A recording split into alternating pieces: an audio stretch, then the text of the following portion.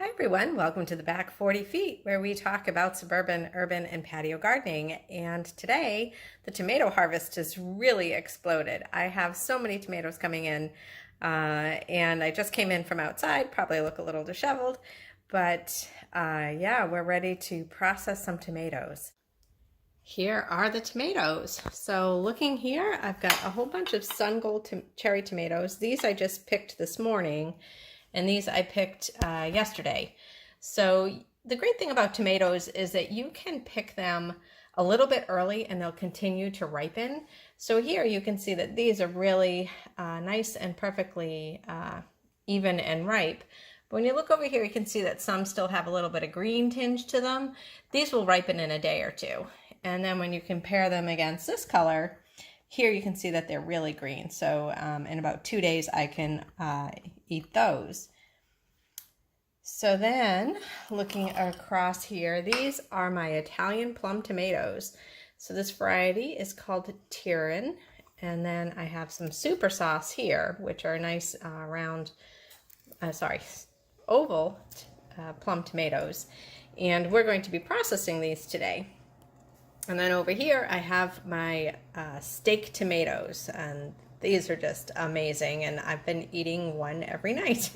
That's been my dinner, to be honest. And going back to the whole, you can harvest them before they're ripe. So here you can see that this super sauce and this Tirin aren't quite ready, and this salad tomato is still a little bit of green. Usually I like to pick them when they're really just this ripe. But this year we have had no rain. It's been weeks since we've had a good rain, and everything out in the yard is just thirsty. What this means is that I have squirrels eating my tomatoes.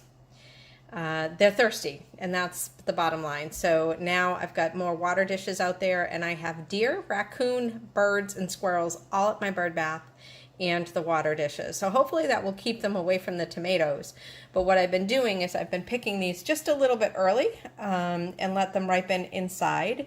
They might not be quite as sweet as if I let them ripen on the vine, but it's better than having 0 tomatoes that end up going to the squirrels. So one way to process tomatoes quickly is that you can peel, skin, and seed them all by hand. So if you made an X at the bottom and then you throw these in some boiling water for about 30 to 60 seconds, and then you peel them, and then you take all the pulp out for the seeds.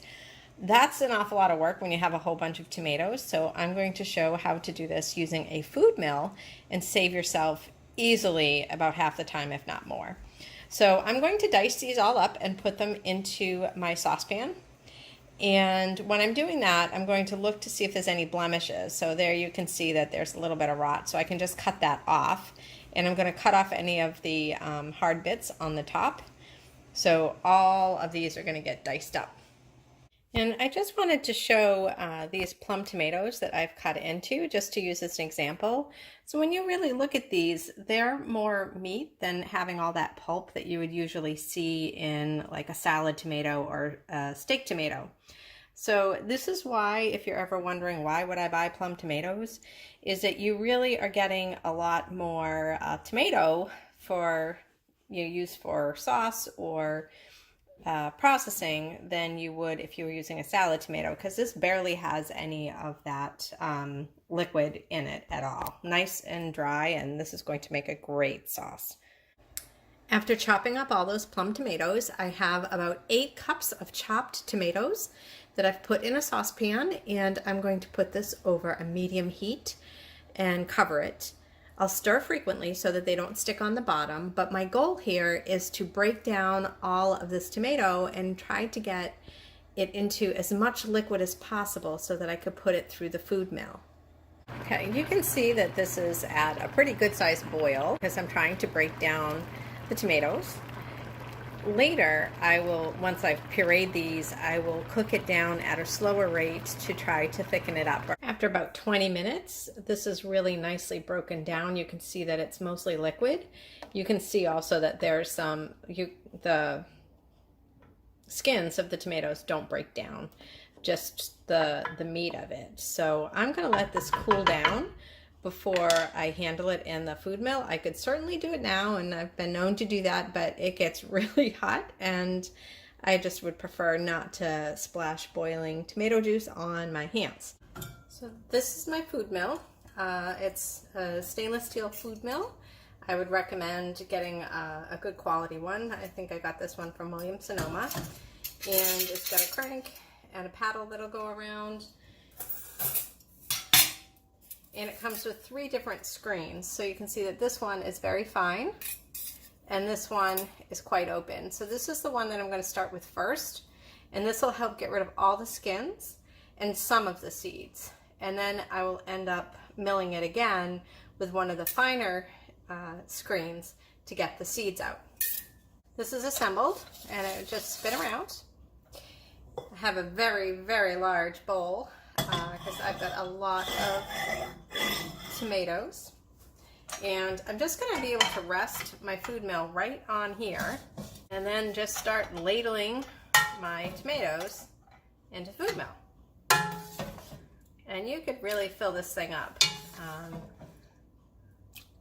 Tomatoes are pretty soft, so it's not going to be hard to mill this. That's a good amount. So all it takes is a couple of turns to get this coming down. I also go in reverse every now and then just so that there's no buildup along the paddle. You can really see that all that's getting left behind at this point is the skins, right? And I'm going to turn it over a little bit because you can see there's a lot of pulp here at the bottom.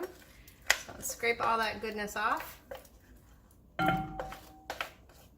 And now you can see that this is really just tomato puree, but you might also be able to notice that there's still quite a bit of seeds in here.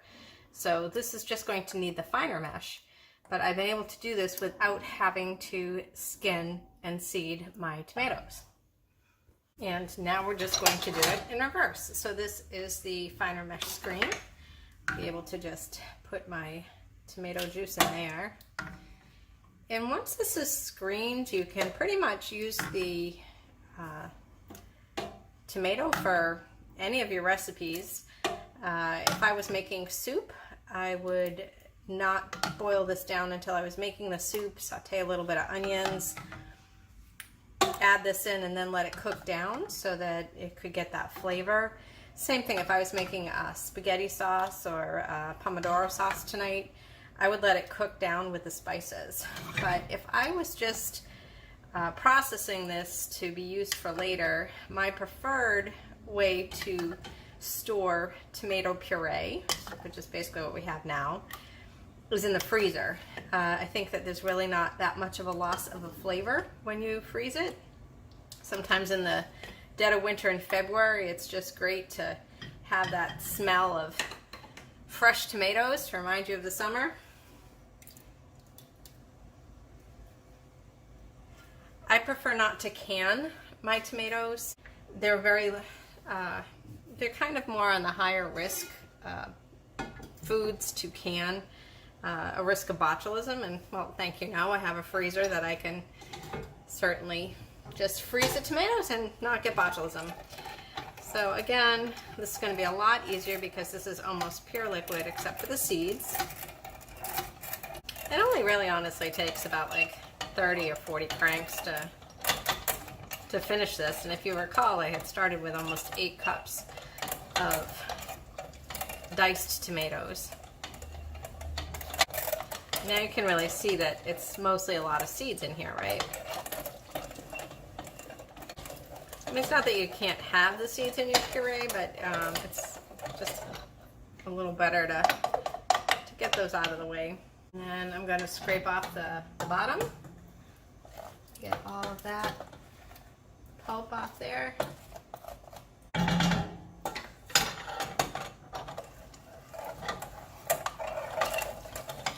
And then really, when you look at it, when I take this apart, see, look, it's all the seeds. So I didn't have to do much. Food mill is a pretty easy way to process tomatoes.